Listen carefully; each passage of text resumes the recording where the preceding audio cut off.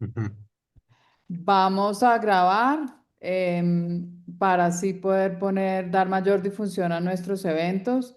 Estarán disponibles en nuestra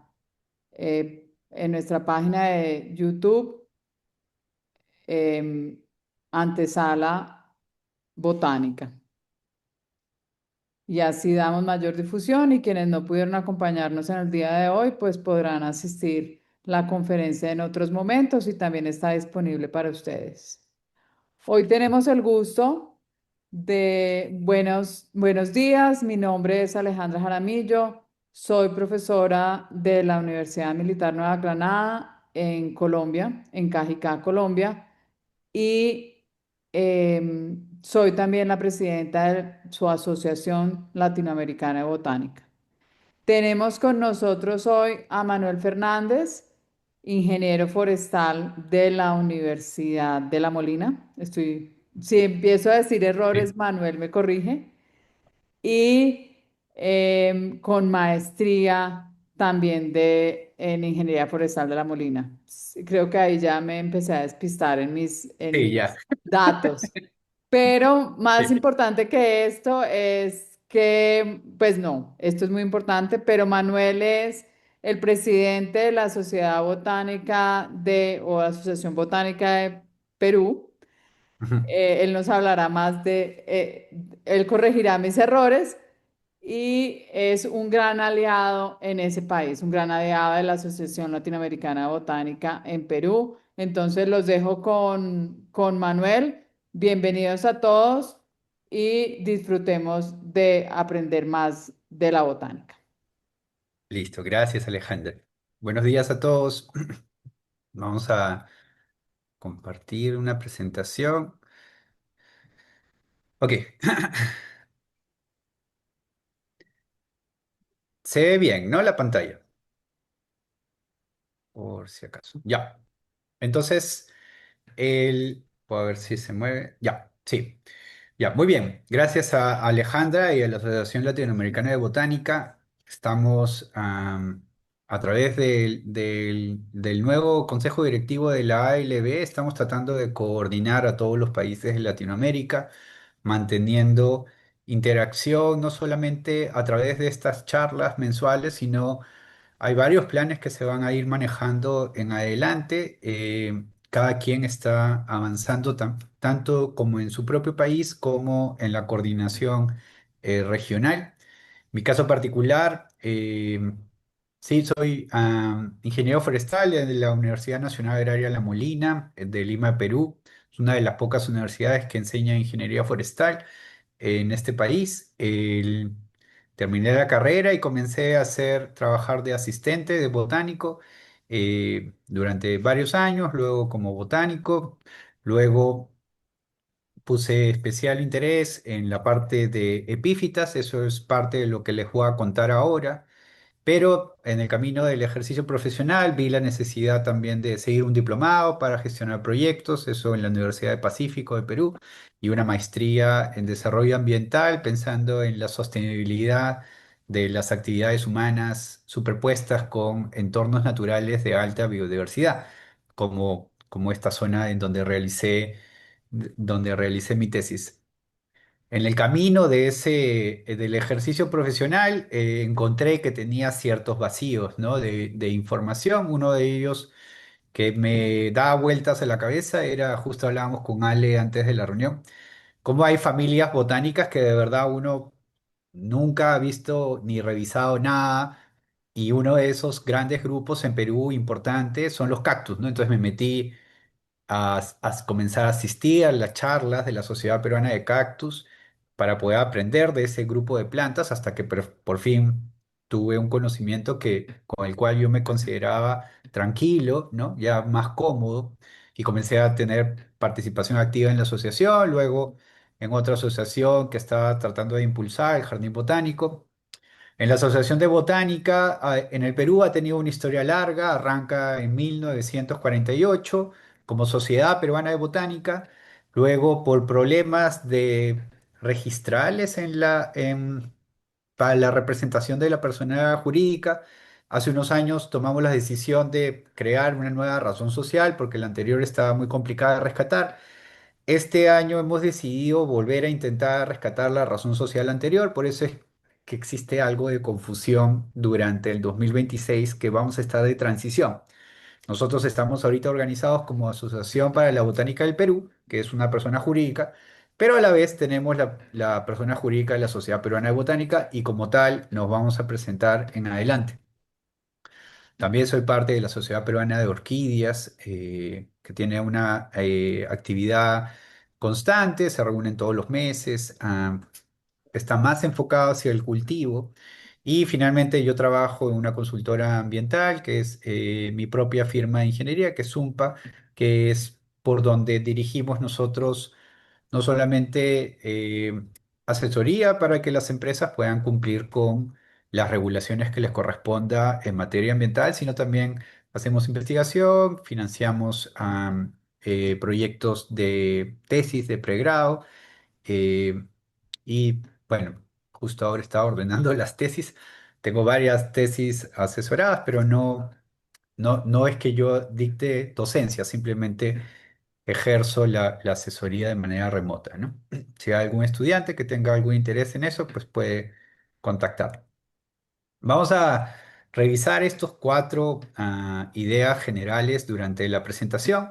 Hay una, es muy importante comprender cuáles son los procesos que han ocurrido principalmente en los últimos 68 millones de años, que básicamente definen cuál es la biodiversidad que tenemos hoy en día, ¿no? Y cómo eh, ese proceso a escala geológica ha determinado una serie de estrategias en biodiversidad que hoy lo podemos identificar como las relaciones que tienen ecológicas entre las especies. Finalmente, a lo largo de mi propia investigación, más los profesionales que siguieron ampliando la metodología en otras parcelas y en otros lugares de estudio distintos, hemos podido ir reuniendo una base de datos que nos permite establecer y concluir que efectivamente existe una relación entre los árboles que hospedan a las plantas epífitas, ¿sí? Le llamamos forófitos y de las epífitas, ¿no? Entonces ahora vamos a ver cómo es que nace esta observación, ¿no? Y cómo encontramos un patrón ecológico que ustedes podrían considerar o deberían considerar para poder establecer criterios de restauración, conservación y mantenimiento de las relaciones ecológicas que ocurran en los distintos ecosistemas con presencia de epífitas. La foto que ven ahí a la derecha es Cattleya máxima.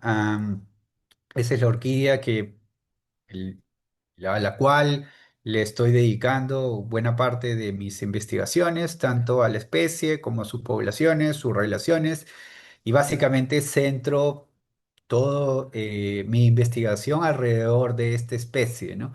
Que vendría a ser la especie de orquídea más comercializada históricamente en el Perú, la que ha perdido la mayor parte del hábitat y la que lamentablemente en el Perú no tiene población importante dentro de un área natural protegida, ¿no? Y ahí es que uno comienza a encontrar que es necesaria la coordinación entre los países, ¿no? Esta especie solamente ocurre en Perú y Ecuador, nada más. Entonces, si entre ambos países no tenemos una estrategia de conservación articulada, binacional, pues probablemente perdamos no a la especie bandera, sino a todas las que ocurren en ese ecosistema que no existe en otro lugar del planeta, ¿no? Bueno, entonces, toda esta historia versa en realidad sobre, la primera parte sobre la historia de este planeta, ¿no? Todos debemos estar de acuerdo que estamos en el planeta Tierra, un planeta dominado básicamente, prácticamente toda su superficie por agua, ¿no? La mayor parte es agua y hay pocos espacios donde hay exposición de la superficie continental, ¿no? Esos pocos espacios que llegan al 30% del planeta son los que interactúan con las condiciones climáticas que ocurran alrededor del planeta, incluyendo los periodos cálidos del planeta, los periodos más fríos y los cambios de biodiversidad que han ocurrido, ¿no? Entonces, en términos de biodiversidad, en general, diversidad es todo aquello que ustedes puedan encontrar diferencias, ¿no? Entonces, si son diferentes, ¿no? Cada uno de esos grupos que son diferentes, entonces podemos hablar de que si hay muchos grupos diferentes, entonces eso es diverso, ¿no? Y si hablamos de organismos vivos, bueno, sí, ¿no? Son realmente diversos, ¿no? Y aquí es que nace la pregunta de por qué hay tanta biodiversidad, ¿no? Y aquí es donde se superpone la biología con la física y, y hay toda una corriente de pensamiento que es en realidad la biodiversidad termina atendiendo la propia entropía donde la energía busca irradiarse hacia la mayor cantidad de destinos posibles, ¿no? Y un mecanismo muy eficiente para poder transmitir energía es la biodiversidad, ¿no? El Perú, nuestro país, al igual que nuestros países vecinos que están en la zona andina, son muy diversos en términos de biología, ¿no? En términos de especies. Ya hacia finales de los 80 se propone este concepto de los países megadiversos, que son 17 países que tienen el 10% del territorio continental, pero ahí está resguardada más del 70% de la biodiversidad del planeta, ¿no? Hace justo antes de nuestra actual era, ¿no? Teníamos un escenario en la zona tropical, básicamente dominada por árboles de este grupo que le denominamos coníferas, ¿no? Entonces, el paisaje está dominado por árboles que tienen una arquitectura muy particular, que uno la puede observar hoy en día aún en las zonas subtropicales, ¿no? Y en algunos relictos de este tipo de bosques que tienen presencia de coníferas en algunas partes del neotrópico también, ¿no? En aquella época lo que teníamos todo era como grandes cantidades de biomasa, ¿no? Toda la biomasa sobre el planeta debe haber sido una cosa espectacular, ¿no? Árboles muy grandes, animales muy grandes, todo llegó a ser muy grande, ¿no? Y con una diversidad muy interesante que en algún minuto eso acabó, ¿no? Entonces, mientras que ocurría todo ese proceso en donde era la época de los dinosaurios, nuestro subcontinente, pensando en Sudamérica, ¿no? Tenía una historia geológica que arranca, por lo menos, las primeras elevaciones, tanto de la placa guyanés, brasilera y los Andes, como si fuese una pequeña serpiente, ¿no? Arranca justo cuando arrancan los dinosaurios, cuando ya los dinosaurios estaban en su mejor momento, ¿no? Ya teníamos un continente prácticamente unido con una forma de U, pero todavía no se había elevado la cordillera colombiana y ecuatoriana, ¿no? Entonces eso faltaba terminar de cerrar. Y ya justo cuando hacia 66 millones de años ya teníamos un continente bien configurado con la forma muy similar a la actual, con una cordillera no tan elevada, porque la cordillera de los Andes tuvo intensa actividad en realidad entre hace 25 y 45 millones de años, ¿no? Pero ya por fin era un continente con una cuenca amazónica, ya no entraba agua del Océano Pacífico hacia lo que hoy conocemos como la naciente del río Amazonas, pero todavía podemos encontrar ahí arena blanca, ¿no? De aquellas épocas en que eran playas tropicales, ¿no? Finalmente cae este meteorito en la península de Yucatán. Se ha encontrado la capa de este material que tiene iridio alrededor de todo el planeta. Fueron años en donde básicamente todo el planeta se vio reducido en su posibilidad de poder recibir energía solar. Eso acabó con la mayor parte de las plantas. Hubo todo un proceso, esta fue la última extinción masiva, en donde lo que ocurre es que la biología y la vida continúan, ¿no? pero no con las mismas reglas, ¿no? Cambiaron muchas cosas, cambiaron, ¿no? Y aquellos que se pudieron adaptar a a la situación catastrófica que ocurrió entonces son los que hoy dominan el paisaje actual. En realidad, tanto las coníferas que dominaban los bosques en el Neotrópico como los reptiles que dominaban en general el planeta, ambos desaparecieron de ese rol, ¿no? Y hubieron otros que los sustituyeron. Eh, Carlos Jaramillo lleva muchos años liderando investigaciones acerca tanto de paleobotánica como tratar de describir justo este proceso de cambio en los bosques tropicales. Él es colombiano, trabaja en el Smithsonian y básicamente la historia que la evidencia está contándonos es que sí, efectivamente cambiamos de coníferas que le llaman a estos árboles que tienen estos frutos que parecen unos conos, como una forma de piñas, el- que tienen una arquitectura del dosel bien particular, ¿no? Tienen un tallo principal, ah, que es la única parte de la planta que es realmente amplia en diámetro, ¿no? Las ramas de este tipo de plantas son muy delgadas, ¿no? Y tienen muchas hojas que en forma de acícula que no permiten realmente que pase la luz, ¿no? Incluso hoy en día ustedes pueden ir a pasear por un bosque de coníferas y ustedes pueden ver, caminando en el sotobosque, ustedes pueden ver sin ningún problema cientos de metros, ¿no? ¿Por qué? Porque la luz no llega realmente hasta el suelo, ¿no? Un bosque de coníferas bien crecido, maduro, tapa completamente la luz bajo el suelo y deja muy poca energía a otras plantas que se puedan desarrollar en estratos, en otros estratos, ¿no? Entonces, básicamente era un bosque con dos estratos, ¿no? El dosel, que era muy, muy amplio, ¿no? Y totalmente en sombra, todos ahí peleando por los últimos rayos de luz, y el sotobosque, donde la diversidad era muy poca, ¿no? Había muy poca oferta de luz en el sotobosque, motivo por el cual hubieron pocas especies que deben haber aventurado ahí, ¿no? No tenían epífitas realmente en aquella época, ¿no? Se ha determinado que el- la condición de las epífitas aparece recién hace 40 millones de años con Epidendrum en orquídeas, ¿no? Y, y eso ocurre gracias a que el tablero de juego cambió. De esta arquitectura, donde tienes un único tallo principal, grueso, en forma vertical, es decir, el agua escurre directamente hacia abajo, no pasa la luz, ¿no?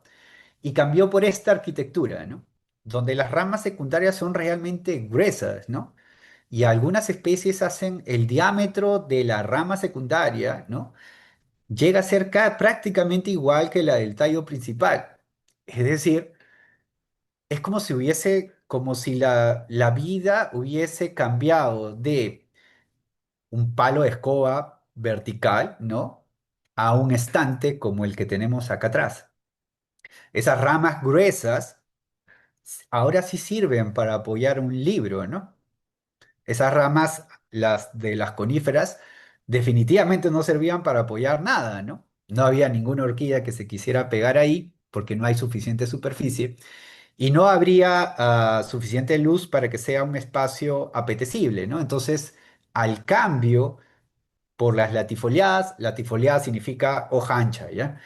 Entonces, al cambio de las latifoliadas con grandes diámetros en sus ramas y con ramas que se alejan mucho del tallo principal, eso comienza a generar un montón de huecos en el dosel. Los bosques tropicales actuales, uno camina por el sotobosque y uno puede ver cómo el rayo del sol incide directamente sobre el suelo. Hay un montón de cuadraditos y bolitas de luz que inciden sobre el suelo. Eso uno lo tiene que interpretar como ese es un canal de energía y alguien la está recibiendo. Hay un organismo vivo que la debe estar consumiendo, tanto en las plantas del sotobosque como a lo largo de todo el dosel.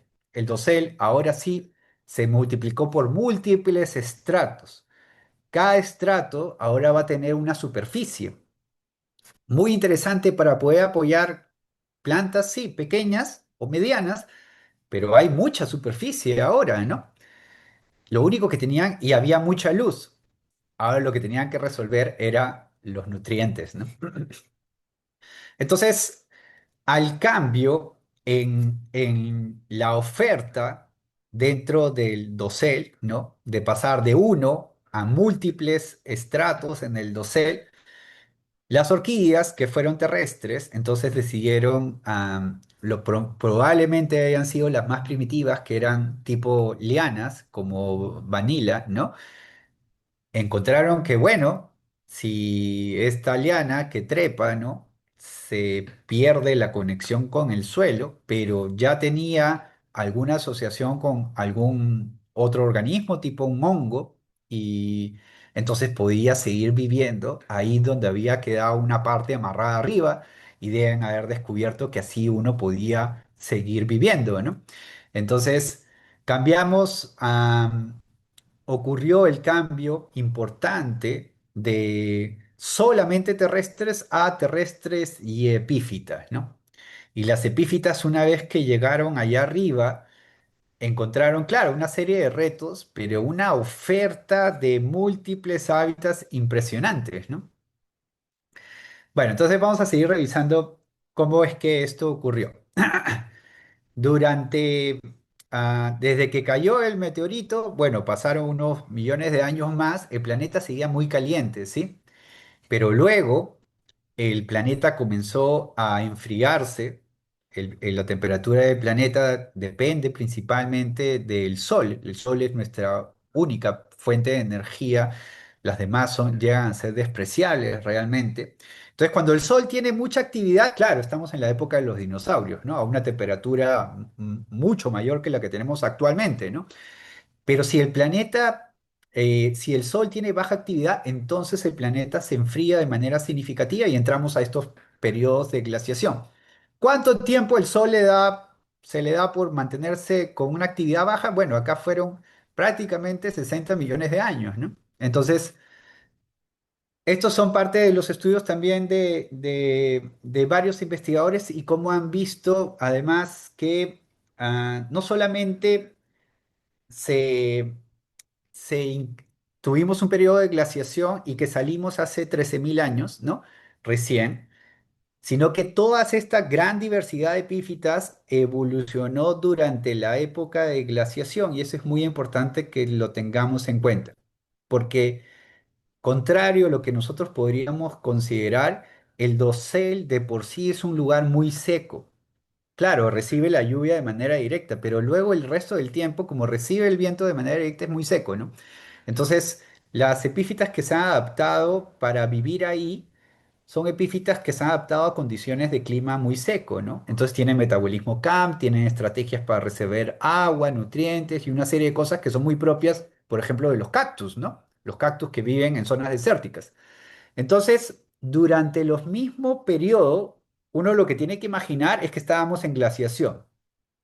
Y durante todo el periodo de glaciación, evolucionaron dos grupos muy importantes. Los cactus en paisajes muy desérticos en el continente americano y las epífitas en aquellos ecosistemas que podían albergar bosques, para comenzar, y luego que recibían suficiente humedad para poder ofrecer condiciones para la vida, ¿no? Para que se puedan establecer ahí epífitas.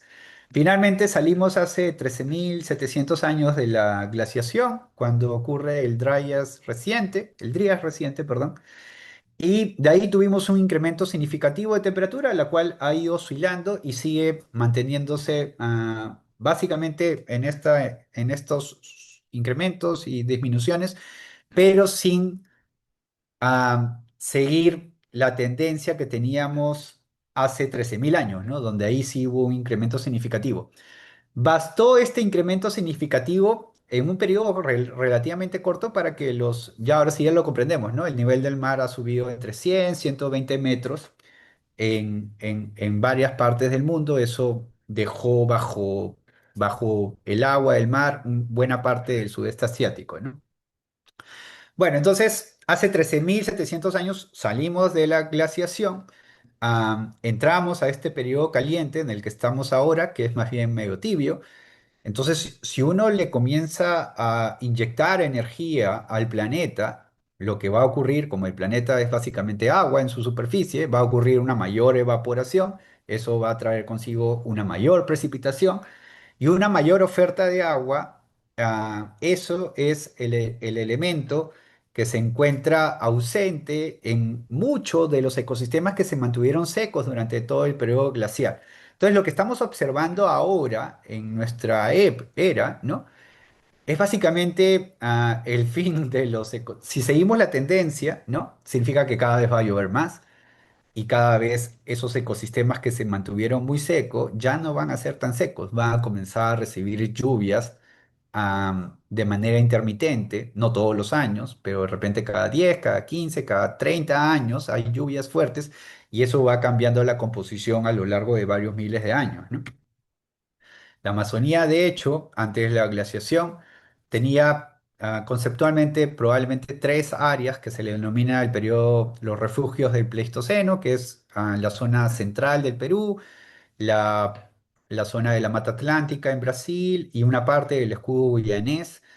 Estas tres seguían recibiendo suficiente precipitación para poder mantener bosques. Salimos de la glaciación, comenzó nuevamente a llover intensamente en lo que la Amazonía, que probablemente haya sido paisaje similar a lo que vemos hoy en día en las sabanas de palmeras que están entre Brasil, Bolivia y Perú.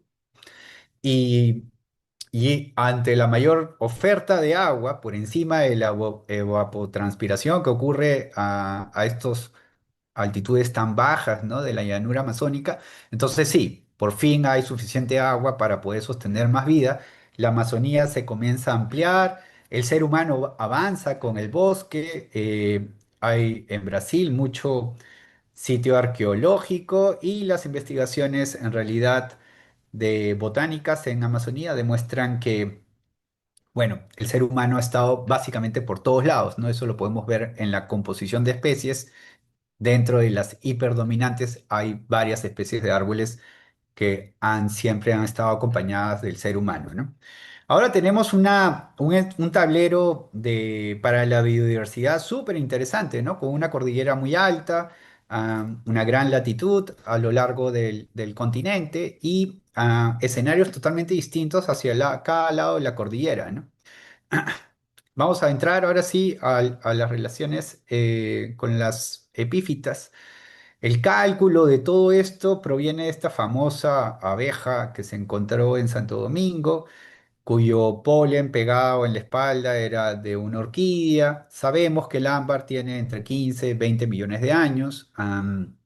Entonces, con esa datación se ha ido proyectando la antigüedad de todos los grupos de orquídeas hasta que se va alimentando el trabajo de, de las relaciones filogenéticas entre estos grupos. Ahora ya tenemos claro, las orquídeas son la familia más diversa dentro de las epífitas, probablemente la más diversa dentro de todas las plantas, compite con Asteraceae todo el tiempo.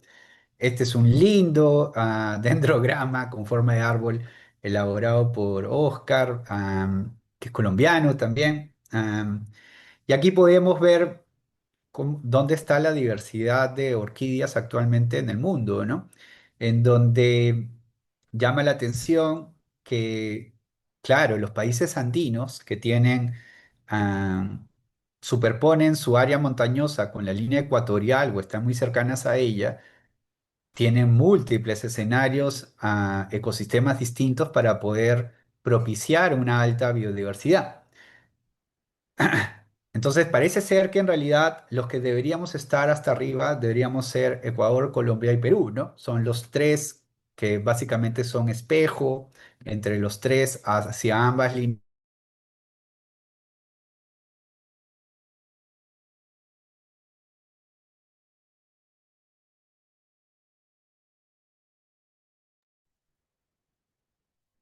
Buenas.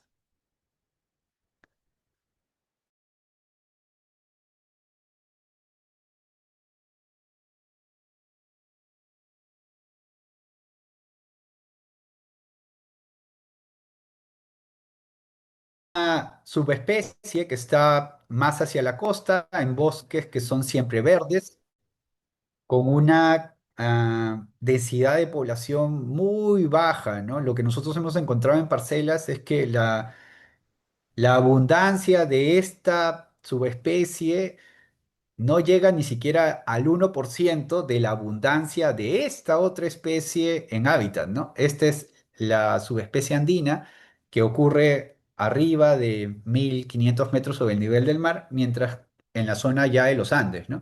Mientras que esta de acá solamente vive frente al mar, en las colinas y montañas que miran al mar, en bosques siempre verdes porque reciben la niebla y la nubosidad marina y se estiran, son cañas muy largas, por eso le pusieron máxima el nombre, porque era una caña muy, muy larga, pero no era exactamente la que caracteriza a la mayor parte de la población, sino a una que está en la costa, ¿no? Comencé mi trabajo es estudiando las relaciones entre los árboles y la orquídea. Lo que yo detecté de manera empírica es que no todos los árboles tenían a esa orquídea en particular. Entonces, para poder encontrarla, uno inconscientemente sabía, ah, ya, tengo que buscar tal árbol, porque en ese árbol es muy probable que esté. Esa observación empírica de campo lo convertí en datos. Entonces comencé a caminar y establecí parcelas en donde una de las cosas que detecté es que la gran parte de la investigación de epífitas centra en la investigación en el árbol. O sea, un árbol y las epífitas que están relacionadas con él. Y luego van a otro lugar o otro árbol y estudian todas las epífitas que están con él. Entonces, hay mucha investigación de epífita, no, un árbol y sus epífitas. Pero entonces, esa, esos lentes, ¿sí? No nos permiten observar las múltiples relaciones que podrían ocurrir en el resto, ¿no? Por ejemplo, yo sabía que algunos árboles tenían, había unos árboles que casi siempre tenían, y había unos árboles que nunca tenían. Pero entonces el registro cero es un dato muy importante para poder comprender la ecología. La ausencia es igual a una relación ecológica, que es no hay relación. Entonces es muy importante, desde mi perspectiva era muy importante registrar eso, ¿no? ¿Por qué hay tanto árbol que no tiene esta? Y hay un patrón ahí. Entonces, apliqué la parcela clásica de 20 por 50 que trabajamos en botánica, registrando todos los árboles mayores de 10 centímetros de DAP y a cada árbol de la parcela le apliqué la metodología propuesta por Johansson, que hizo su tesis doctoral en el sudoeste de África en los años 70 y combiné ambas metodologías para poder obtener datos del ecosistema en su conjunto, ¿no? Y datos cuantitativos. Y al saber además, aplicando Johansson para poder evaluar por estratos verticales, uno lo que tiene al final es información tridimensional del ecosistema y dónde dentro de esos estratos verticales y en qué zonas están ubicadas las epífitas, ¿no? Entonces uno puede como hacer un viaje virtual a través del bosque, ¿no? Bueno, entonces lo que encontré en esos datos era bien interesante porque sí, efectivamente era como yo había observado de manera empírica.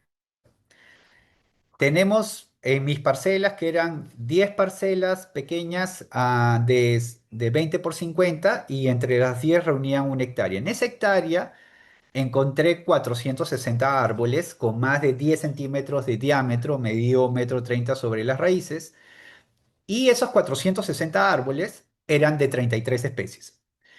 De esas 33 especies, la mitad tenían Cattleya máxima, o sea, anforófitos. Habían 425 Cattleyas máximas en esos 400 árboles de esas 16 especies. ¿Qué pasó con el resto de los árboles? Bueno, resultó que ahí no habían Cattleyas máximas, entonces no podían ser registrados como forófitos, pero curiosamente además eran los menos abundantes dentro del ecosistema, ¿no? Entonces, una tabla como la que ven ustedes podría generar confusión. Hay que mirar más adentro, ¿ya? Lo vamos a ver luego. Acá podemos ver la ubicación tanto de mis parcelas de la tesis de pregrado y la de la maestría están acá. Las de los estudiantes con los cuales he acompañado presencialmente o remotamente son estos otros puntos que están por acá. Y hay unos puntos de colecta que por acá tenemos uno de Camilo Díaz, que es un botánico de peruano, que es del año 93. Es la única colecta que hubo antes que entrábamos nosotros a los Amotapes. Y bueno, por acá no había una gran colecta botánica, había mucha colecta botánica, pero sin una referencia correcta de la ubicación. Y en general, la zona en la que estuve por acá había muy poca investigación porque había que caminar mucho desde el punto de carretera hasta llegar al lugar, ¿no? Aquí podemos ver las diferencias altitudinales, en donde se puede ver claramente que la población de la costa está seriamente separada ecológicamente, porque acá hay una serie de ecosistemas secos donde no vas a encontrar, no solamente no encuentras Cattleya máxima, no encuentras ninguna epífita prácticamente, salvo Tilancia, ¿no? Entonces acá hay una barrera, ¿no? Estas poblaciones no están intercambiando genes hace mucho tiempo, ¿no? Lo curioso es que estas poblaciones de acá y las de acá, nosotros sospechamos que tampoco están intercambiando genes, porque la garganta por donde pueden pasar es muy, muy caliente, ¿no? Y no hay conectividad realmente, ¿no? Acá podemos ver eh, algo que a mí siempre me pareció curioso, que seguramente las personas que hacen botánica en campo encuentran, es que siempre uno encuentra gradientes de humedad, ¿no? Entonces, estás en una montaña y la montaña regularmente tiene una ladera, es más húmeda que la ladera opuesta, que es más seca, ¿no? Porque la lluvia regularmente viene por esta zona, deposita en este sentido, o por ejemplo, en bosques montanos, la nubosidad incide hacia una ladera y la otra es más seca. Entonces, desde la perspectiva de perfil, uno puede identificar, ¿no? Como en las costas de Perú. Hay una montaña que es loma, la siguiente es seca, la siguiente es loma, la siguiente es seca, la siguiente es loma, y así hay un patrón como de bandas, ¿no? Pues resulta que altitudinalmente también. Y hay una franja entre los 1100 y 1400 metros que es húmeda, ¿no? Intercepta efectivamente la nubosidad que es transportada desde el océano, la intercepta y luego esa agua se llega a elevar y ya se entrega recién pasando los 1700 metros. Entonces es bien interesante porque es como un sándwich entre ecosistemas secos y húmedos, pero altitudinalmente, ¿no? También ocurre altitudinalmente como desde la perspectiva de perfil, ¿no? Cattleya máxima en hábitat. Los estudios de epífitas hubieron varios estudios hasta que en el año 2004 Demian Catchpole publica su tesis doctoral, la había hecho acá en Perú, en un parque nacional que se llama Yanachá-Chimillén, es la foto que están viendo, el árbol es este de acá. Y lo que él encontró es que en este árbol encontró luego de varios años de estar trepado en el dosel y arrancar todas las plantas, esperar a que floreen algunas, poder identificar, encontró que habían más de 190 especies, donde más de la mitad eran orquídeas, ¿no? Entonces, eso elevó muchísimo la estimación de cuánta diversidad realmente puede albergar un solo árbol, ¿no? Y esta investigación ha sido, ya tenía más de 20 años, ¿no? De haberse publicado y ha sido el mismo árbol, acaba de volver a ser estudiado hace 2 años, gracias al proyecto Life on Trees, que es súper simpático. Comenzaron en Perú, en una zona en donde hay una cultura muy antigua, que son los chachapoyas, que tienen un sitio que se llama el Gran Pajatén, y ahí hay una serie de restos arqueológicos que el Estado peruano ahora está investigando y poniendo en valor. Pero por ahí cerca les tocó el primer árbol de la investigación, así que de ahí se inspiraron en uno de esos tallados de esa cultura chachapoya se inspiraron para el logotipo. Ahí está Maurice y Olivier, que son las personas a cargo de la coordinación.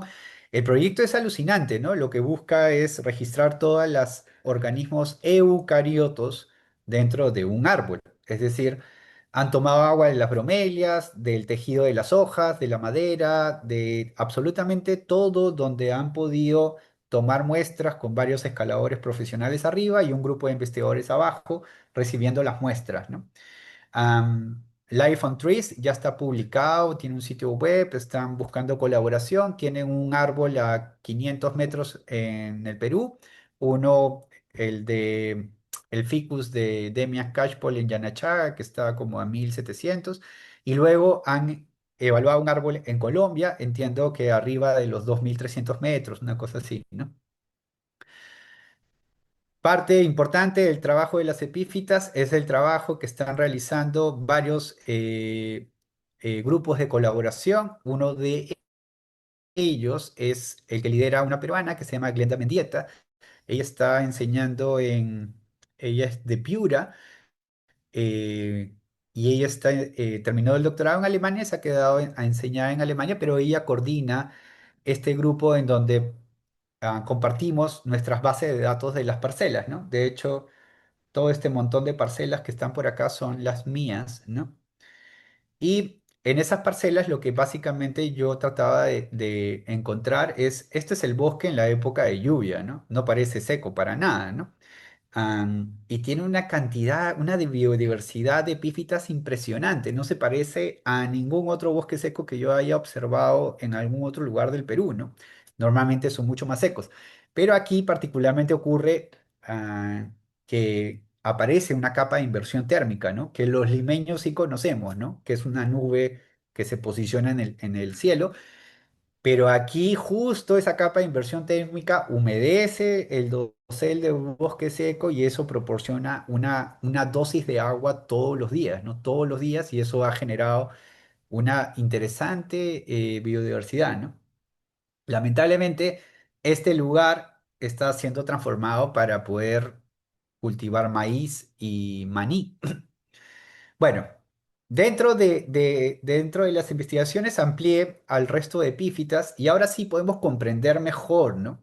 Efectivamente, las orquídeas les gusta mucho estar en el estrato 3 y 4, que es cuando el tallo se bifurca y luego la siguiente bifurcación. Esa zona tiene sombra, tiene luz, recibe agua, pero no está expuesta al aire más duro. Entonces, esa es la que le gusta a las orquídeas. Esta parte del dosel. Acá lo que he hecho es voltear el árbol de Johansson para que se pueda comprender. En la base del dosel, que es básicamente el tallo, ahí es el terreno de los helechos. Y en la parte externa del dosel, ese es el territorio de las bromelias, ¿no? Les encanta estar en la parte más externa del dosel, son las que se han adaptado a esas condiciones, ¿no? Esto es lo que conversábamos en la tabla anterior y acá ampliamos ese dato que puede ser engañoso. No se trata solamente de los forófitos, de los 16 que encontramos originalmente, ¿no? Sino que de esos 16 forófitos, resulta que casi toda ah, la abundancia de la orquídea está solamente en 4 especies, nada más. O sea, claro, está presente en 16 especies de árboles, pero solamente en la cuarta parte, ¿no? Tiene una presencia importante. Casi toda la población de la orquídea está en esas 4 especies, ¿no? Entonces, eso es un patrón que yo pude encontrar en mi parcela y que hemos podido encontrar en todas las parcelas donde hemos levantado datos. Entonces, sí, es probablemente que estemos encontrando una coevolución. Ambas, no es que una se favorezca a la otra, ojo, ¿no? Simplemente que la orquídea, que hoy día es exitosa en términos de abundancia en el ecosistema, ¿sí? Am, se ha establecido una buena alianza porque se alió con aquellos árboles que además son dominantes en el ecosistema. Es decir, tenía una mayor cantidad de probabilidades de dónde establecerse.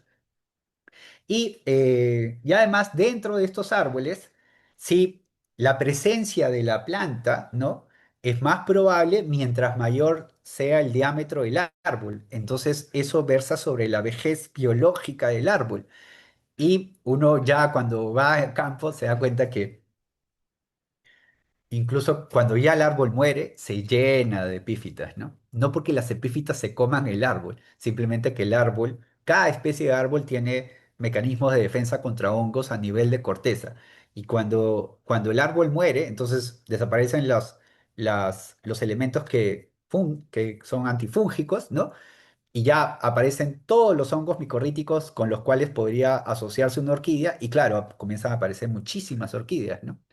Entonces, no son los forófitos realmente los que los que ustedes deben de considerar como los que tienen una relación fuerte con la epífita que ustedes están estudiando. No, tienen que abrir esa lista y encontrar quién de ese grupo, ¿no? Y probablemente oscile entre la cuarta parte y la tercera parte, ¿sí?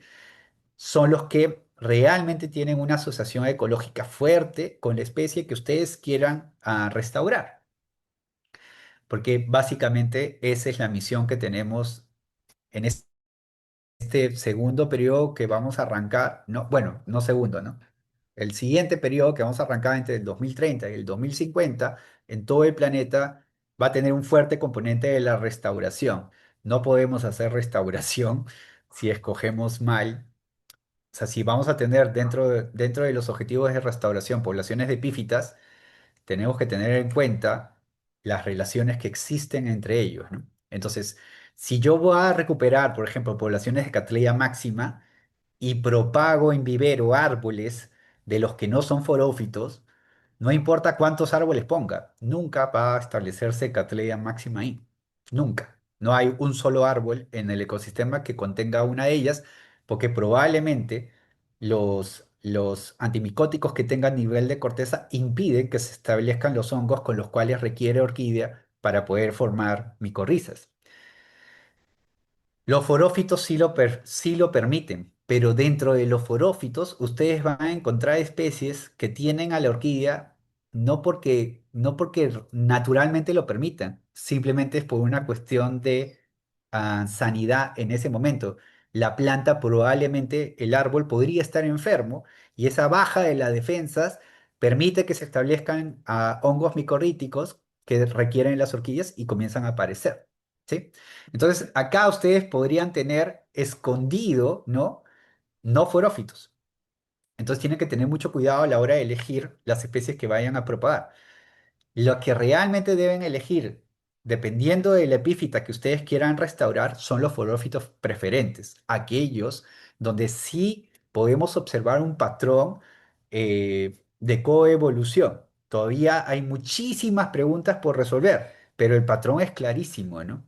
No es, cada vez que levantamos datos, ahí están exactamente el mismo comportamiento, ¿no? Muy bien, también los invito a revisar la propuesta de Global Biodiversity Standard. Es una propuesta para poder hacer restauración que tiene un enfoque razonablemente técnico y valora una serie de aspectos de la realidad para poder lograr restauración efectiva, ¿no? Desde componentes sociales, políticos, ambientales, y tiene un fuerte componente técnico en la parte de biodiversidad. Entonces, esta idea ojalá prospere. Y ya, de mi parte, eso sería todo. Solamente agradecer a las personas que me acompañan en las investigaciones, los estudiantes que decidieron ampliar mi investigación con sus propias tesis. Acá tenemos al grupo que me acompañó a Tumbes, los que entramos a Piura, somos todos los que estamos por acá. Las personas de mi oficina, la mayoría han sido chicas, ahora ya tenemos chicos y mi familia. Muchísimas gracias a todos, gracias Ale. Muchísimas gracias, Manolo, por esa charla tan interesante sobre las epífitas y sobre la importancia del papel de los forófitos en su evolución y su diversidad. Ahora entonces doy la palabra al público. ¿Alguien tiene preguntas? Por favor, levanten las manos y le damos la palabra a quien tenga preguntas. Sí, yo, tal vez. Dale. Salomé. Ya. Eh, sí, tal vez aquellos árboles que tienen registro cero, puede ser que emiten ciertos compuestos que no permiten en en su corteza, que no permite que los hongos asociados a las orquídeas se desarrollen. Sí, esa es la sospecha principal. Y es bien interesante porque en el hábitat, no sé si ustedes han comido Annona cherimoya, nosotros acá en Perú le decimos chirimoya. Donde yo he realizado las primeras parcelas es hábitat original de Annona cherimoya. Esa planta nunca ha tenido una sola Cattleya máxima, es decir, debe tener un fungicida a nivel de corteza súper, súper bueno. Y cuando uno ve la planta, de verdad es que no se le trepa nada, ni siquiera tilancia, ¿no? Es impresionante. Ok, muchas gracias. Ahí hay varias preguntas para que los estudiantes puedan resolver, ¿no?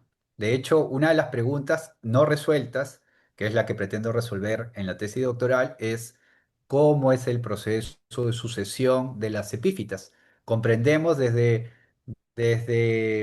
Jansson y Connell, comprendemos cómo es el proceso de sucesión de las terrestres, ¿no?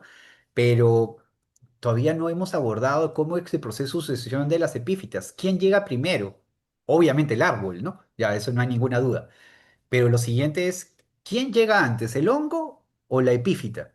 Y esa es la pregunta, se tiene que resolver por familia, probablemente, ¿no? Y yo sospecho que el primero que llega es el hongo, pero hay que demostrarlo, ¿no? Entonces, eso es lo que básicamente voy a hacer en el doctorado, ¿no? Muy bien, gracias, Salomé. ¿Alguien más? Livia, ¿tienes una pregunta o quieres que yo la haga en español? Sí, por favor, profesora. Bueno, entonces una pregunta que trata de unir todos los aspectos de tu charla. ¿Cómo los procesos evolutivos Ujú. que moldearon las relaciones específicas entre las epífitas y los forófitos influencian la selección de árboles forófitos en proyectos de restauración ecológica? ¿Cómo podemos unir esa información evolutiva sobre la relación de las plantas con sus hospederos para desarrollar una mejor restauración ecológica? Ya, muy bien. Esta relación que observamos en la presentación es el resultado de los procesos ecológicos, es el resultado de la evolución. Lo que observamos es que existe una relación ecológica y ese es el criterio técnico que se tiene que aplicar para poder restaurar. Digamos, el objetivo de restauración es lograr, no sé, un incremento de 100 individuos de una especie determinada de epífita. Entonces, la forma en la que ustedes aplican el criterio debe ser escogiendo el forófito preferente, porque esa decisión tiene la evidencia respaldada en una base de datos grande que demuestra que efectivamente existe ese rol, el rol de ser un forófito preferente para una epífita determinada. Y eso funciona con cada epífita. Entonces, por favor, no vayan a aplicar la regla. Por ejemplo, los forófitos preferentes para Cattleya máxima son solo para Cattleya máxima. No es para ninguna otra orquídea. No es para ningún otro cactus, ni una peperomia, ni las bromelias, ¿sí? Es específico por especie de epífita. Entonces, ustedes van a tener una especie de epífita y un grupo de forófitos. Entonces, cuando ustedes vayan a plantear planes de restauración, la restauración versa sobre el ecosistema, ¿no? Normalmente tomamos una especie de bandera, pero lo correcto es que ustedes escojan, no sé, si originalmente el ecosistema tenía 35 especies de epífitas toman pues una parte de estas, de ellas determinan cuáles son los forófitos preferentes, los propagan, los siembran y lo que va a ocurrir es que conforme va pasando el tiempo se van a ir estableciendo por sí mismas las epífitas en estos nuevos árboles que ustedes van a sembrar. Si siembran los no forófitos, por más grande que crezca ese árbol, no se le va a pegar nada, ¿no? Y el objetivo va a estar incumplido, ¿no? El objetivo de restauración, ¿no? Muchas gracias, Muy bien. profesor.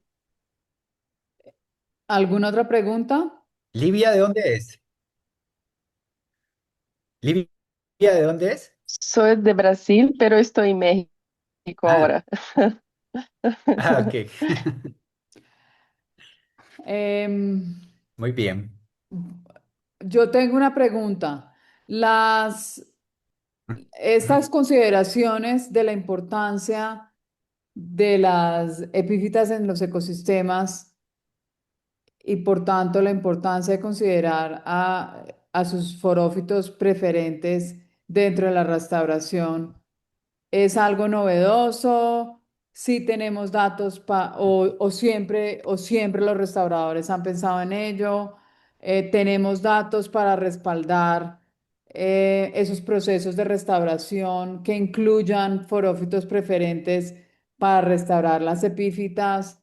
Porque las epífitas no son tradicionalmente, así tengan una gran parte de la diversidad vegetal dentro de epífitos, pues no han sido tan estudiados como los árboles y otros. Ujú. Sí, sí, es verdad. El motivo por el cual las epífitas han quedado dentro de la botánica como el último cajón por terminar de resolver es porque nosotros como humanos tenemos una serie de limitaciones. Solamente podemos colectar hasta donde llega nuestra mano y podemos llegar un poco más allá con tijeras telescópicas y con ascenders y con otras cosas, ¿no? Pero es que recién la tecnología nos ha permitido subir al dosel y comenzar a comprender aquello que no podíamos antes ver ni observar, ¿no? Sigue siendo un trabajo riesgoso, ¿no? Por ejemplo, ¿no? Yo sí trepé a todos los árboles de mi parcela, pero nunca más volví a pedirle a un estudiante que lo haga, porque es una situación muy riesgosa. Yo no podría asumir a un estudiante accidentado. Entonces hay que plantear las cosas, para poder traspasar los límites que tenemos nosotros como especie, ¿no? Entonces, sí, las epífitas realmente comienzan a estudiarse recién de manera seria a partir del año 71 con Johansson y gracias a la evidencia de su investigación concluye que existe un patrón de establecimiento por secciones verticales y efectivamente es así, ¿no? O sea, lo que se le ocurrió a esta persona por allá en los 70, nosotros podemos seguir encontrándolo. Y lo que podemos hacer es afinar la metodología de Johansson, superponiéndola con la metodología de la botánica tradicional para árboles, para poder comprender cómo es que funciona tridimensionalmente el bosque y poder tener lo que se denomina desde la perspectiva del estándar de biodiversidad, se denomina el ecosistema de referencia, ¿no? Uno tiene que saber, en proyectos de restauración, uno tiene que tener la fotografía a donde quiere llegar y la fotografía de donde partes, ¿no? Que debe ser una cosa con muy baja biodiversidad. Y este camino para poder seguirlo y alcanzarlo está, en términos de epífitas, está determinado por la inclusión de los forófitos preferentes, ¿no? Esos son los que te van a asegurar alcanzar éxito, ¿no? Sí. Bueno, muy importante, Manuel, esa reflexión que viene desde cómo es tan crucial incluir la información sobre los procesos que estudiamos de biología básica en procesos más importantes como la restauración ecológica, que es tan clave para recuperar nuestros ecosistemas en muchos sitios donde se han degradado. Ya son las 12 del día. Agradecemos a Manuel por su conferencia, a todos los que nos acompañaron hoy. Les agradecemos a nuestros acompañantes usuales y a los ocasionales. Esperemos que se vuelvan y por favor promuevan nuestras oportunidades para intercambio en América Latina y nuestras oportunidades para aprender más y fortalecer la botánica en nuestra región. Entonces, hasta una próxima ocasión y muchísimas gracias al conferencista y la audiencia. Muchas gracias a todos. Que tengan una buena semana. Chao, chao.